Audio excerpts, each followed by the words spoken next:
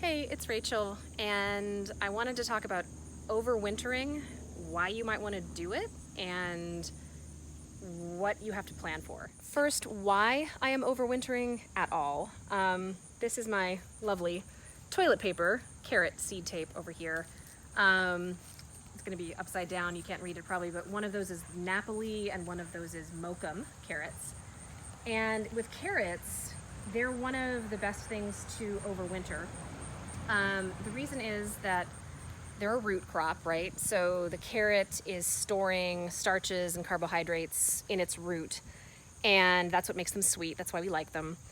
When they go through a frost and the upper leaves kind of pull back a bit and they sense that frost, they actually concentrate more sugars in their roots to help them kind of survive the cold weather, which makes them awesome for us as eating. So I really wanted to try overwintering carrots.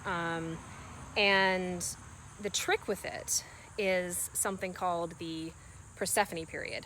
Eliot Coleman has a great book called The Winter Harvest Handbook, and in it he talks about this concept of the Persephone Period. And that is the time when the day length goes to less than 10 hours. And the reason that matters is because when you get less than 10 hours of sunlight a day, plant growth essentially stops. So anything that's cold hardy and or things that you protect from the cold, they'll survive, right? But they're not going to put on any new growth really at that point. The trick is it doesn't just like fall off a cliff. It isn't like your plants grow normally and then one day there's less than 10 hours and they stop. As the days get shorter in the fall garden, growth slows down and slows down and slows down. So in my case, the Persephone period hits right around middle of November. I think it's November 17th for us is the day at which we drop below 10 hours of sunlight. So the carrots I'm planting normally take 55 days to maturity. But because the days are going to be getting shorter, I can't just take November 17th and back out 55 days.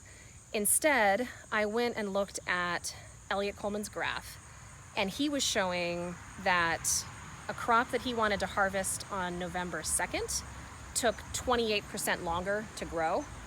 And a crop, the next one he had was November 25th. That one took 68% longer to grow, which gives you a sense that like the later in the year you go, the bigger the impact of the Persephone period because the days are getting shorter and shorter.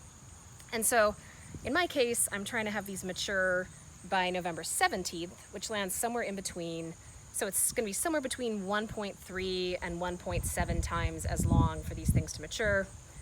Eliot Coleman's garden is in Maine, which is colder than here and which has less daylight. He's at a higher latitude. So all of that put together, I figure mine are going to take somewhere like 1.3 to 1.4 times as long to mature. I would say if you're going to pick up Eliot Coleman's book, do it. It's awesome. And use the chart in there. But otherwise, you can kind of assume it's going to be somewhere around 1.5 times as long and use that as sort of a rule of thumb when you're doing this. So quickly, I wanted to show what happened and kind of an update on this bed. So this is our fall planted strawberries. And I had this, great on paper idea, which was that I was going to plant the carrots like in rows in between these strawberry plants, because when I put them in the ground, each strawberry plant was like yay big, and I figured they were just going to hang out and set roots. As you can see, that is not true. They grew runners like crazy and they're taking over the whole bed, which is great. I actually, if given a choice between a carrot and a strawberry, I'll take a strawberry any day of the week. But it just means I don't really have a good place to put the carrots. So I'm not going to put in nearly as many as I was going to. I'm just going to kind of try and find room in here to tuck these in. So hope that was helpful. Got questions, post them. I'm not an expert, but I'll try to answer.